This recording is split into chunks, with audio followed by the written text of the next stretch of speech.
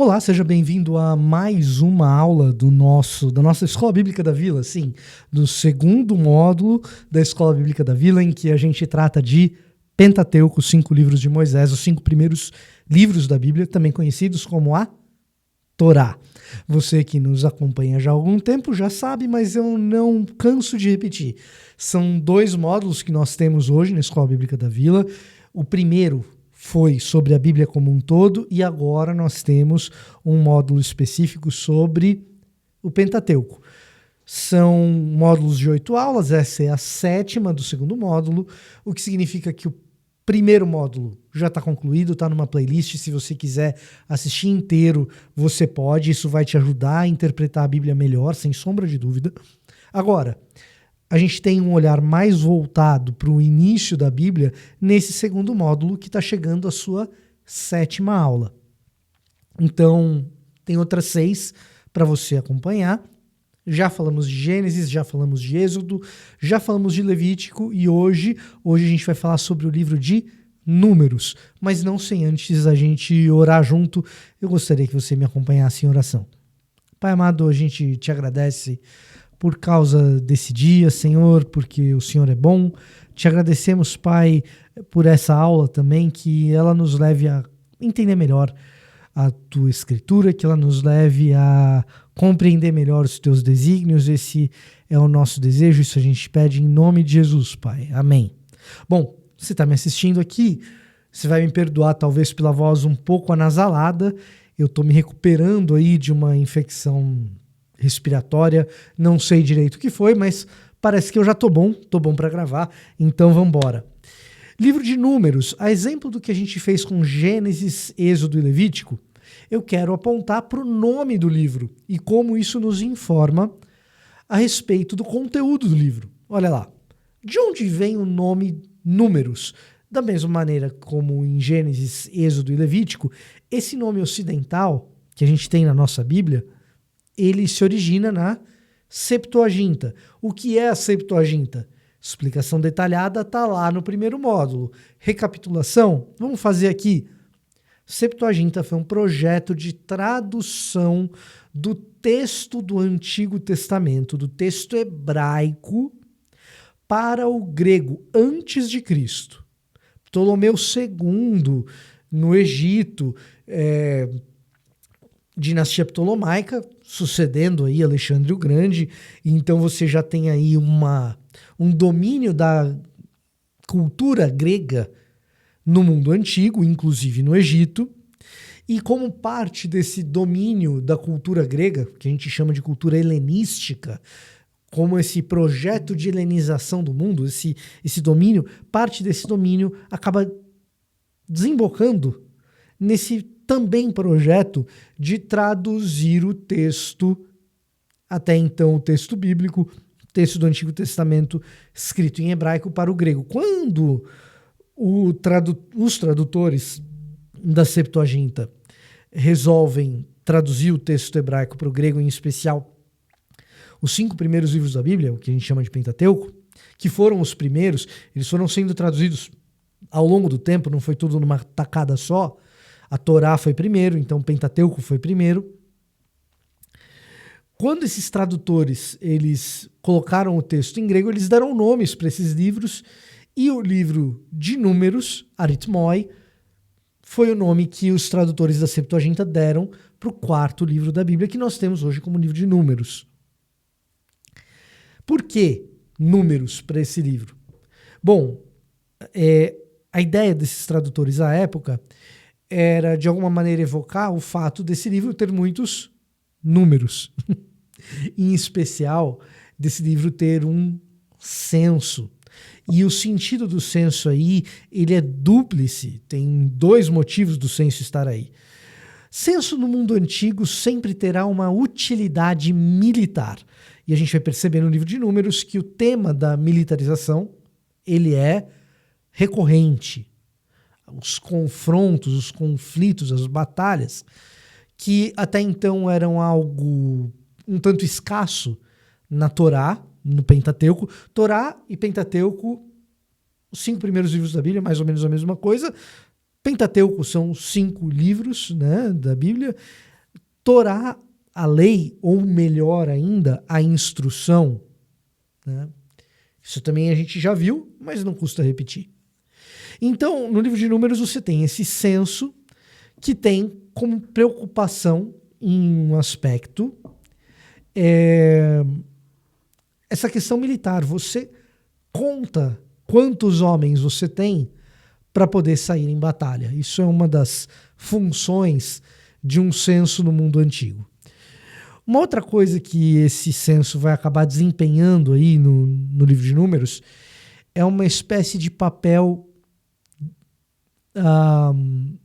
formador de identidade, tá?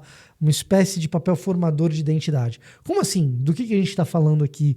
Que papel formador de identidade é esse? O livro de Números ele tem, por característica,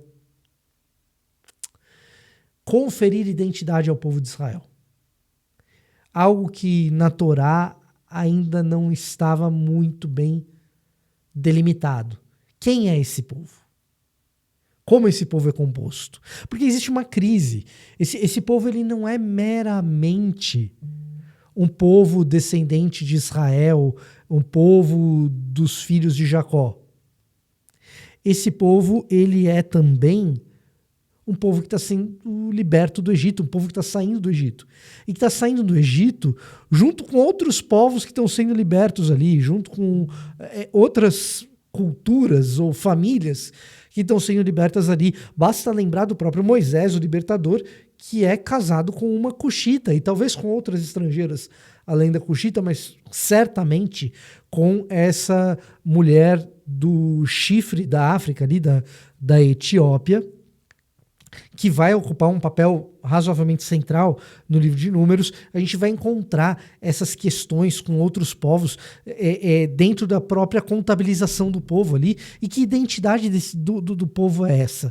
Como que funciona esse povo, essa identidade? Então, o censo, na medida em que ele contabiliza as pessoas, ele está dizendo quem é povo. Num certo sentido, o livro de Números ele tem essa atribuição, essa função. Agora, quando a gente olha para o nome hebraico do livro de Números, essa questão da identidade se torna ainda mais profunda. Qual é o nome hebraico do livro de Números? O nome hebraico do livro de Números é Bamidbar. Bamidbar, no deserto, no meio da desolação, onde não existe nada, onde você não encontra ninguém. O nome hebraico do livro de Números, a exemplo dos outros livros da Torá, é um nome que surge do começo do livro, das primeiras palavras do livro. Então vamos fazer de novo uma recapitulação aqui. Bereshit, Shemot, Vaikra, Bamidbar e Devarim. Bereshit, em um princípio ou no princípio. Shemot, os nomes. Lembra como os nomes são importantes para a compreensão do livro de Êxodo? Vaikra, ele chamou o livro de Levítico, que é um livro que traz o corpo legal de como o povo deveria se comportar, mas que traz também uma marca de graça no chamado divino para participar desse projeto. E por fim, Bamidbar, no deserto, na desolação, onde ninguém habita, num lugar em que não há nada. E o que isso teria a ver com a identidade do povo? Tem muito a ver. De alguma maneira, Deus escolhe algo muito peculiar e talvez até paradoxal para conferir identidade ao povo que ele chama para si. De onde vai surgir o povo? Da vitória sobre o Egito? Da derrota de Faraó submerso no Mar Morto com os seus carruagens e cavalos? Da própria experiência direta com Deus, da entrega do Decálogo, dos 10 mandamentos, das tábuas da lei? Não. Deus conferirá identidade ao povo a partir de um ventre estéril, como é o deserto, como é a barriga de Sara, esposa de Abraão. Deus vai fazer com que um povo surja a partir daquilo que é extremamente improvável, daquilo que ninguém diria que surgiria. O povo vai aparecer precisamente a partir do nada. E do nada não, evidentemente, como creatio ex nihilo, não como algo que se cria a partir daquilo que não existe, mas do lugar inóspito, do lugar onde ninguém diria que surgiria um povo. Do lugar onde ninguém diria que surgiria um povo, surge um povo que não apenas é o povo de Deus, mas é um povo que é um manancial para os outros povos, que é um oásis no meio do deserto, que é uma fonte de água que não se esgota. Esse tipo de linguagem está presente ali no livro de Números. Então você tem ali um povo que não é marcado necessariamente pela sua pureza étnica, para começar, e de um povo que não é marcado pelas suas origens de grandeza. Quando a gente olha, isso é uma das coisas bem interessantes da Torá para se dizer. Quando a gente olha para os mitos fundacionais dos povos na antiguidade, ou mesmo na modernidade, a gente costuma contar histórias de grandeza, né? Então, a história de Dom Pedro, ainda que ele tenha subido a Serra do Mar num jumento, a gente coloca no cavalo, ainda que ele tenha tido uma crise gastroenteral, alguma coisa do gênero, a gente o coloca com uma espada, e ainda que não tenha nada que ele possa ter dito de muito relevante, a gente grita independência ou morte. É assim que a gente cria um mito fundacional. Da mesma maneira, se a gente for pensar na ideologia norte-americana, por exemplo, poxa vida, os pais fundadores e a criação da Constituição americana, eles estão envoltos em uma série de histórias gloriosas que tornam os Estados Unidos uma espécie de nação excepcional, um excepcionalismo americano. Tem até nome isso, né? O tal do Destino Manifesto. Esses são os mitos fundacionais hoje, do nosso tempo.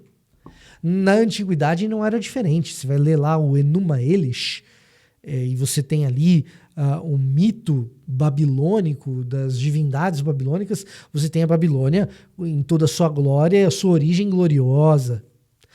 Qual é a origem do povo de Deus na Torá? E daí a Torá ser um tanto alternativa, ser uma contranarrativa, ser em alguma medida subversiva, como a gente gosta de apontar por aqui, né? Já mencionei algumas vezes, não custa mencionar de novo.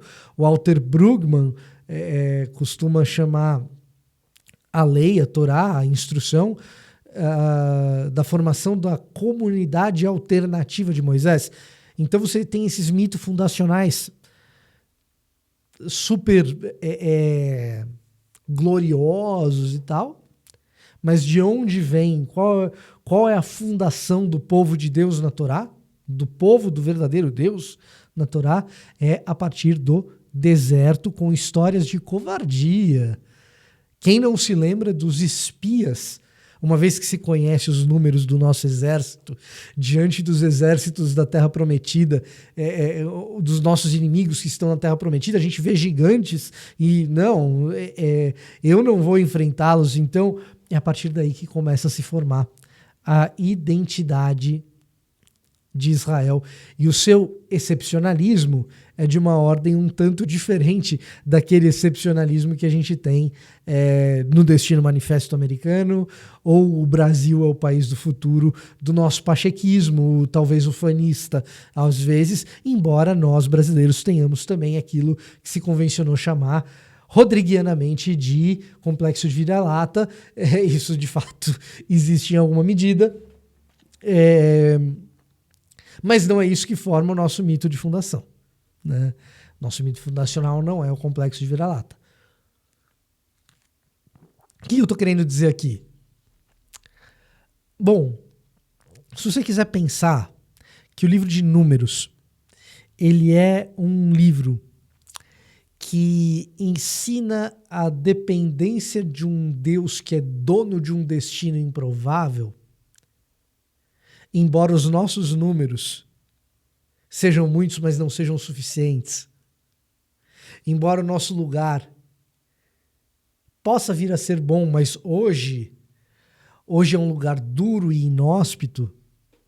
Se você quiser pensar no livro de Números como um livro que prefere apostar na suficiência de Deus versus a pretensão humana daquilo que é verdadeiramente divino, o livro de Números ele carrega muito desse tema e ele é, por várias vezes, sim, um livro que subverte a nossa lógica a respeito daquilo que é poder e daquilo que forma a identidade de um povo, tá?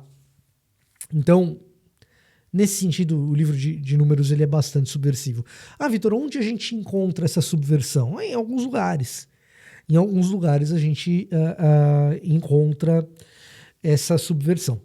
Um dos exemplos diz respeito precisamente ao episódio da esposa de Moisés, estrangeira, que a gente não sabe se aqui em Números a gente está se referindo àquela esposa cuxita que ele conhece em Midian, ou se é outra esposa, outra cuxita, ou melhor, aquela esposa midianita que ele encontra em Midian, ou se essa cuxita ela é outra esposa, né? Em outras palavras, a gente está falando aqui de uma mulher etíope, e a mulher com quem Moisés se casa, Zípora, midianita, a gente teria que fazer algum esforço de relacionar Midian a Cuxi, o que é algo difícil de se fazer, para imaginar que a gente está falando da mesma mulher aqui, embora alguns estudiosos optem por esse caminho. Mas, enfim, isso não é o mais relevante. O relevante é que no capítulo 11 de Números, você tem esse episódio em que Miriam, a irmã de Moisés, ela interpela Moisés a respeito desse casamento com uma estrangeira e pede que Moisés se desfaça dela, porque ela vai trazer vergonha ou, quem sabe, problemas. E diante disso, Moisés fica profundamente irritado e Deus mais irritado ainda, porque se desfazer da mulher ali é se desfazer de alguém no meio do deserto, é mandá-la para a morte. De alguma maneira, essa estrangeira ela é absorvida no meio do povo por meio desse casamento. Ela se torna um tanto povo. Então, não é na pureza da genealogia que está a identidade do povo. Aí você já tem uma certa subversão. A subversão se amplia quando Miriam, que é irmã de Moisés e do sumo sacerdote, Arão, ela fica com lepra em decorrência de ter feito esse questionamento. E então você tem aí alguém clamando para si, para sua família, uma espécie de pureza, e agora ela, de acordo com a lei lá de Levítico, ela é impura. Arão intercede junto a Moisés para que ela seja curada e eventualmente ela é. Agora, se você quiser pensar numa ironia mais fina dentro do texto e talvez mais difícil de ser provada, a gente está falando aqui de uma mulher cuxita, certamente de pele escura, e ironicamente a punição de Miriam é ter a pele tão branca como a neve. Isso já é um pouquinho mais difícil da gente elaborar um caso em cima disso. É um pouco especulativo, mas o fato é que aqui você tem a família do sacerdote sendo considerada, a família do sumo sacerdote sendo considerada impura, em favor de uma estrangeira. Putz, isso daqui para o contexto da antiguidade, é extremamente subversivo. Se torna ainda mais subversivo quando a gente vai para o episódio das filhas de Zelofeade lá em Números 27. E perceba aqui a recorrência do tema feminino em Números. A maneira como se tratam as mulheres define se quem está com a gente é povo de Deus mesmo ou se não é. Bom, Zelofeade, qual que é a história? Zelofeade, ele não tem filhos. E ao não ter filhos, homens, né? Zelofeade ele não tem filhos homens, ele tem filhas mulheres. E ao não ter filhos homens, cria-se uma dificuldade a respeito da herança, especialmente da terra que Zelofeade tem. Essa dificuldade a respeito da herança porque, pela lei, os filhos homens herdariam a terra. E uma vez que ele não tem filhos homens, você tem duas leis entrando em choque, entrando em conflito aqui. Ou dois princípios legais entrando em conflito aqui. Ele não tem filhos homens, mas em contrapartida, se ele perder as terras podem acabar com outra tribo. E, portanto, o equilíbrio tribal entre terras pode se perder, que é aquele equilíbrio de terras que eu menciono que o ano do jubileu, lá no livro de Levítico, na nossa última aula, ele está ali para provisionar, para que exista uma distribuição mais ou menos equânime de terras. Tá? Então você tem ali uma questão de que você tem princípios legais que estão entrando por causa da situação em algum tipo de conflito. Daí que Torá é muito melhor traduzido como instrução do que como lei. Por quê?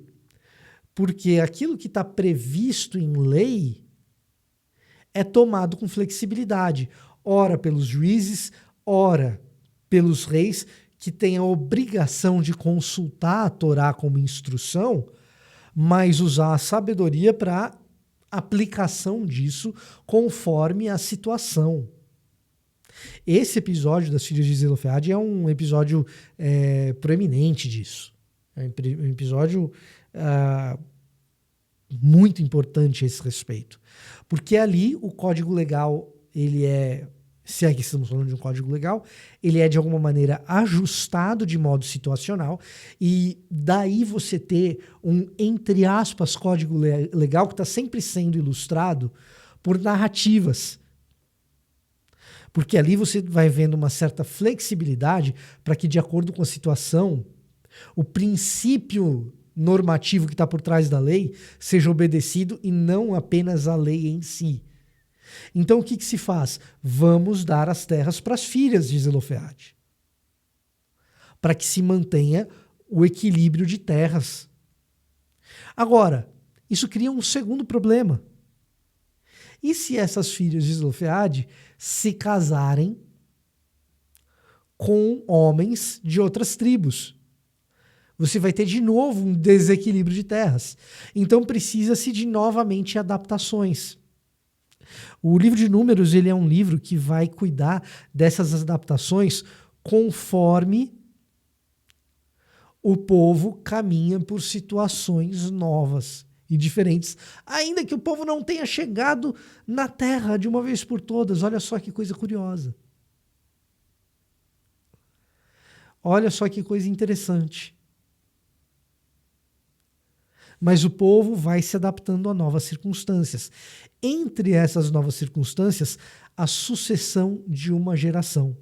Aquela geração de Êxodo está passando o bastão para uma segunda geração.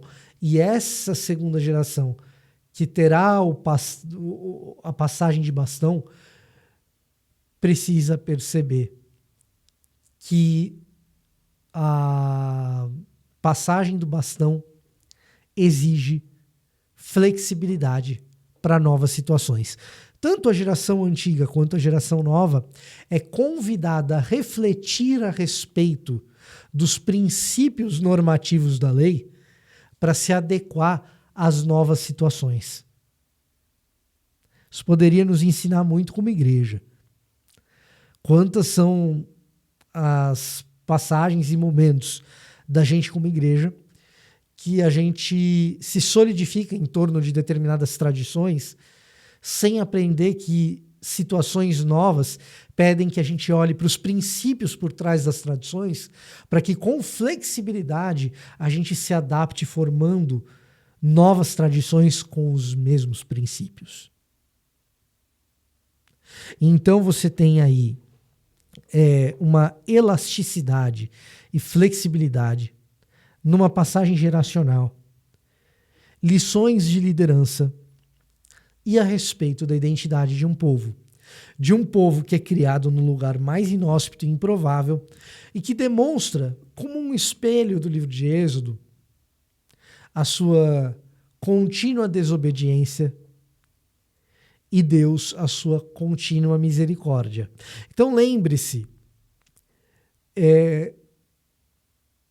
se o favor imerecido e a graça de Deus estão presentes lá no livro de Levítico, a misericórdia de Deus perante um povo ingrato aparece no livro de Números, como que num espelho do livro de Êxodo. As reclamações são muito parecidas.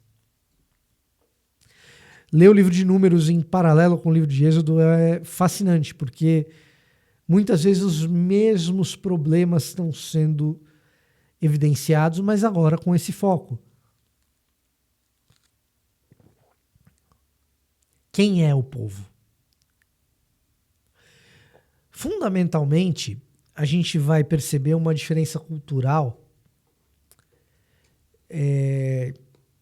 que para nós é um tanto estranha, mas que faz todo sentido do mundo para um ambiente em que os delimitadores étnicos ainda não estão muito bem traçados, que é o caso aqui no período em que a gente está vendo essa narrativa se desenrolar. A identidade do povo, ela se dá na maneira como se trata as pessoas. A mulher é um belo exemplo disso. O vulnerável é um belo exemplo disso. A flexibilidade a respeito de como interpretar um princípio que se mantém de geração em geração vai formando a identidade de um povo. Então, a identidade de um povo ela depende de determinados princípios em comum que de geração em geração se passam, mas na medida em que essas novas gerações enfrentam novas situações, o princípio é mantido, mas a interpretação se adapta. Mas, sobretudo, a identidade de um povo se dá a partir da mesa. Em vários momentos no livro de Números, a gente vai perceber que um povo é um povo a depender de com quem a gente está comendo. Se você participa da mesa, você faz parte do povo. E daí que regras dietéticas acabam se tornando extremamente importantes na formação dos delimitadores étnicos do povo ao longo do tempo, do povo judeu. Quem come com a gente faz parte do nosso povo. Portanto, quem come do jeito que a gente come, as coisas que a gente come, deixa de comer as coisas que a gente deixa de comer, é gente que está querendo comungar do nosso jeito de ser, da nossa comunidade. Então essa pessoa faz parte da comunidade. Então o livro de Números ele tem aí essas nuances, esses temas, liderança, sucessão de liderança, como que a gente interpreta leis. O livro de Números apresenta até uma própria hermenêutica dele. Hermenêutica é um jeito de ler o texto. O livro de Números tem uma hermenêutica própria. e que se parece muito com o jeito de interpretar dos fariseus e que, por sua vez, vai se parecer muito com o jeito de interpretar de Jesus. Vitor, de novo, você com essa história de fariseus e Jesus serem parecidos. É parecido, só que é diferente. Igual o Zeca Pagodinho falando de samba e de pagode e de partido alto. É parecido, mas é diferente. É parecido em que sentido? No sentido de que geração após geração precisam lidar com a lei dentro das suas situações atuais.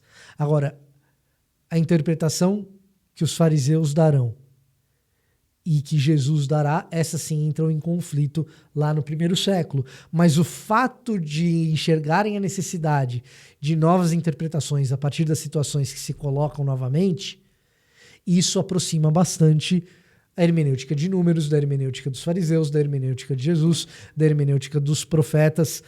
O saudoso John Sailhamer, que diz os profetas são intérpretes da lei e Jesus é um intérprete da lei também. Tá? Portanto, não é nada estranho querer interpretar a essência por trás da lei. A própria lei já faz isso no livro de Números. Nesse caso específico de Zelofeade é mais evidente, mas existem outras passagens.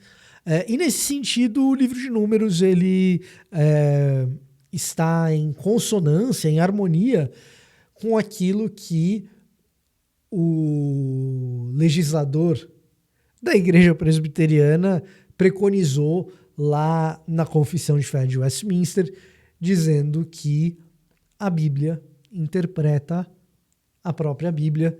Então, nada mais natural para um presbiteriano confessional, se você não sabe, a Comunidade da Vila é uma igreja presbiteriana, nada mais natural do que usar como princípio hermenêutico o texto interpretando o próprio texto, tá bom?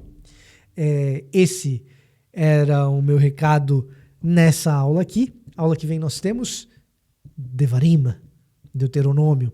Essas são as palavras.